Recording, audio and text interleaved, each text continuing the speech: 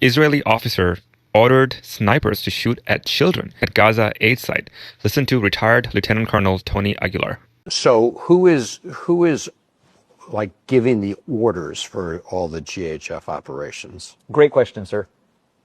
I was told very explicitly, directly to my face, that our client is the IDF. Your client is the IDF. Our client is the IDF. And this came out in a discussion once where I was in the control room. I was on I was on control room duty that day. We had shifted responsibilities on a rotational base. So I was in there that day with the radio observing site number 2 distribution. A Palestinian man had picked up some children to let them step on his shoulders to get onto a berm because they were being crushed in the crowd. Site 2 is very small, smallest of all 4 sites. And these children are being crushed, and he picked them up there and put them up on the berm. And the Israeli Defense Forces liaison officer in the main control center with us comes up to the screen that I'm watching, and he says, "Tell your men to get them down." I was like, "We got this under control." I was like, "I know they know what they're doing. No, they're children. Let's calm down. Mm-hmm. Get them down now, or I will."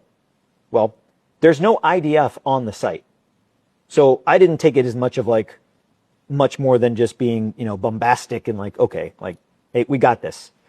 He leaves and goes to his desk in the operations center, and he gets on the radio and he speaks something on the radio. It was in Hebrew. I don't speak Hebrew. One of the contractors that was there was American that did speak Hebrew, and he notifies me. He said, "Hey, he just told the snipers at the IDF position," because the site number 2 is co-located with an Israeli base.